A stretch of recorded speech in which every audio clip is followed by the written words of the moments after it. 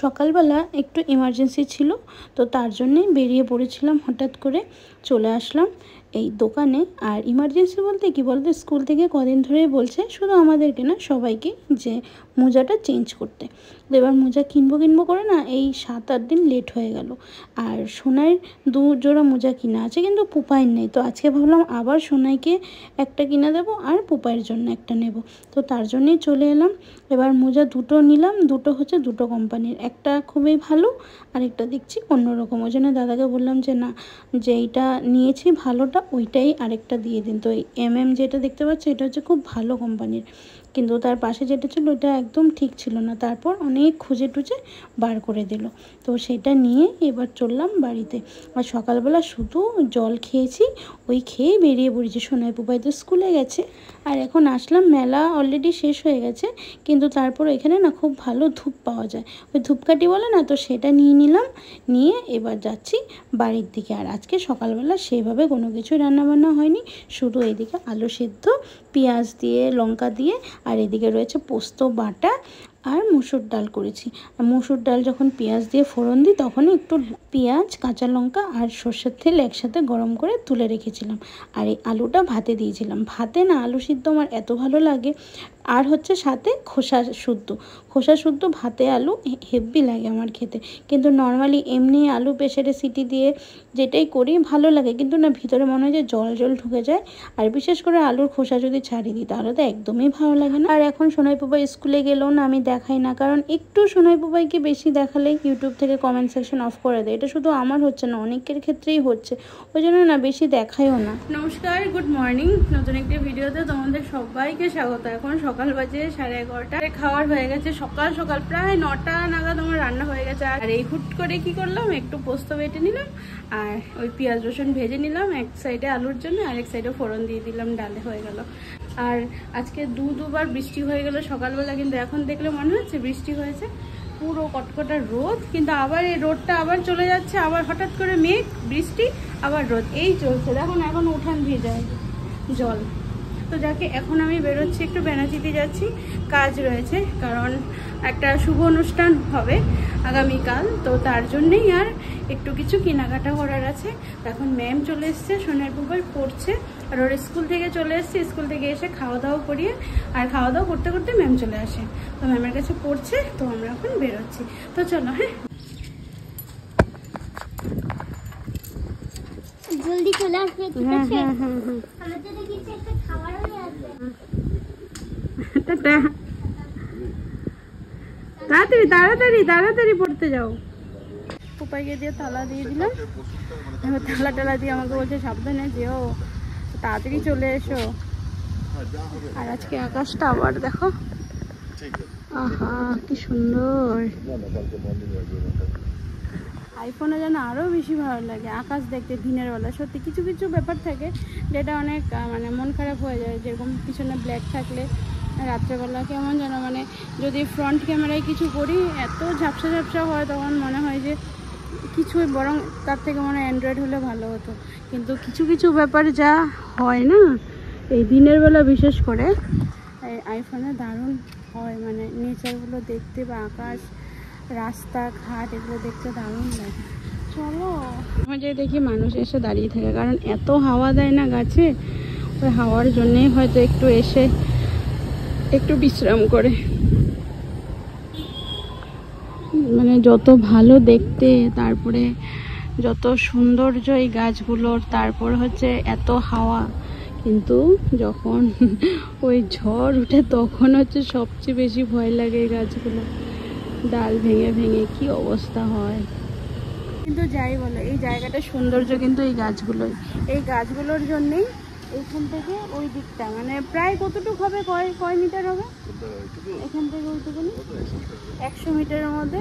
এর মতো সৌন্দর্য কোথাও নেই, মানে এর সৌন্দর্য আলাদা। এত বড় বড় গাছ, এরকম গাছ কিন্তু এক এক রকম সৌন্দর্য, কিন্তু এই জায়গার সৌন্দর্য এইখানে, হ্যাঁ মোটা গাছ, বড় দারুণ লাগে। এইখানে তো তাও আমাদের এক সাইডে, ওই দিকটাতে গেলে 2 দিকে গাছ, সৌন্দর্য।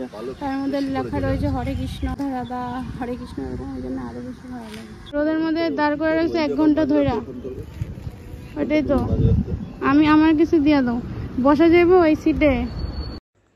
আগে ম্যাম বিকালে আসতো, তখন বিকালে একটু বেরোতে পারতাম, এটা ওটা যদি কিছু কেনার থাকতো। কিন্তু এখন ম্যাম যেহেতু দুপুর দিকে চলে আসে, ওই জন্যে যদি কোনো কিছু কেনার থাকে তাহলে দুপুর দিকেই বেরোতে হয় 1 ঘন্টার জন্যে। আর এখন যেহেতু একটু ইমার্জেন্সি আছে তার জন্যে বেরোচ্ছি। সকালবেলা বেরিয়েছিলাম বেনাচিতিতে, কিন্তু আবার বেরোতে হচ্ছে। কিছু চকলেট আর পেন্সিল সেগুলো কিনবো বলে বেরোলাম। তো সেগুলো যদি এখন না কিনে আমি একা বেনাচিতিতে যাওয়া সম্ভব হবে না। আর দেখতে পাচ্ছ আশেপাশে এগুলো কিন্তু সব শাল বাগান, শাল বন যাকে বলে, কি ভালো লাগছে না। বাইকের তেল শেষ হয়ে গেল, আবার এখন আসতে হলো। এই পেট্রোল পাম্প ছাড়িয়ে চলে গেল, আবার বললাম না তেল ভরিয়ে নিই, তারপর না হলে গাড়ি বন্ধ হয়ে যাবে। এখন এই যে লাইন দিচ্ছে তেল ভরবে। দুর্গাপুরে যেহেতু নতুন, ওই জন্য খুঁজে পাচ্ছিলাম না পাইকারি মার্কেট কোথায়। তারপর এদিক ওদিক সবাইকে জিজ্ঞেস করে তারপর এই পাইকারি মার্কেটের এই গলিতে চলে এলাম। বিশাল সুন্দর পাইকারি মার্কেটগুলো, ছোট ছোট দোকান, কিন্তু প্রচুর পরিমাণে প্রোডাক্ট রয়েছে। আর নিয়ে নিলাম আমি চকলেটের একটা, এই যে এই চকলেটটা নিয়ে নিলাম পুরো কৌটো শুদ্ধ। আর এবার নেব হচ্ছে পেন্সিল, দেখা যাক পেন্সিল রাবার কী নিই না নিই, আগে এটা নিয়ে নিলাম, বেশ ভালোই লাগলো। প্রথমে ভেবেছিলাম পার্ক বা মাঞ্চ ওগুলো নেব, কিন্তু ওই প্রোডাক্টগুলো এখানে নেই। বাতাসা আসতে পারবো? বাহ, এখানে বাতাসা হচ্ছে, বাহ, এই যে বাতাসা তৈরি হচ্ছে।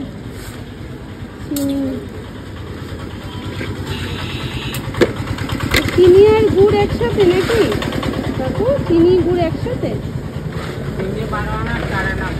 আচ্ছা। দুর্গাপুর এসে কিন্তু অনেক কিছুর এক্সপিরিয়েন্স হচ্ছে, আমার নিজের চোখে দেখতে পাচ্ছি, যেগুলো আমি শুধু ভিডিওতে দেখেছি বা শুনেছি, আর এখন চোখে নিজের চোখে দেখতে পাচ্ছি, সত্যি একটা অন্যরকম অনুভূতি হয়। আর সত্যি এগুলো যখন দেখি না তখন মনে হয় যে সত্যি কত কিছু দেখার বা কত কিছু জানার আছে, তাই না বলো? পৃথিবীতে কিন্তু আমরা অনেক কিছু খাই, দেখি, শুনি, কিন্তু নিজের চোখে একটা দেখা একটা অন্যরকম ব্যাপার। আর এই জায়গাটাতে এই কাকুটাই শুধু একা বানাচ্ছে, এখানে নাকি অনেক আগে ছিল, অনেকে বানাতো, কিন্তু এখন যেহেতু সময়ের তারপর বলো জায়গার অভাব, তো তার জন্য এখন না সবাই এগুলো বানায় না। এই কাকুটাকেই একমাত্র দেখলাম, চোখে পড়লো, সামনে একদম দোকানের সামনে বানাচ্ছে, অল্প অল্প করে বানায়। আর আমি এখন জানো তো কাউকে কোনো ভিডিও করতে নিলে আগে থেকে জিজ্ঞেস করিনি, তো কাকু দেখলাম কিছু বললো না। তারপর আবার আমাদেরকে খেতে দিচ্ছে, বলছে খেয়ে দেখো কেমন হয়েছে। তো আমি আর খাইনি, কারণ হচ্ছে আমি একটু এখন চিনিটা কম খাচ্ছি। আর দেখলাম যে না, শুধু যে গুড় দিয়ে করেছে তেমন না, অনেকটাই চিনি অ্যাড করেছে। এবার তোমাদেরকে একটা কথা বলে দিই, যারা বলো যে গুড়ের বাতাসা খেলে ডায়েটের মধ্যে গুড়ের বাতাসা খাওয়া যায়, তো তাদেরকে বলি গুড় মানে 5% থাকলে আর 20%-এর মধ্যে গুড় 5% থাকে, আর 15%-এ কিন্তু চিনি থাকে। তো সেটা সাবধানে দেখো, কারণ আমি ওই জন্যই বাতাসাটার সাথে কোনো কিছু খাই না ডায়েটে থাকলে।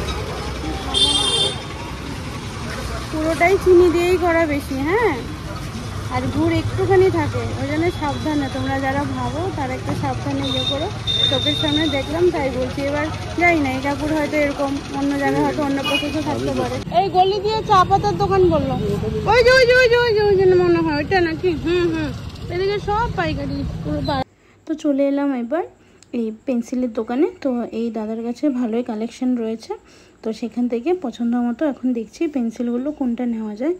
আর আমার এখন আমি বেশি চয়েস করি ডোমসের প্রোডাক্টগুলো সত্যিই ভালো, যেরকম কলম তেমন রাবার, সেরকম পেন্সিল সবগুলোই মোটামুটি খুব ভালো, স্মুথ, সব কিছু লেখাও বসে। কলম তো আমার দারুণ লাগে ডোমসের।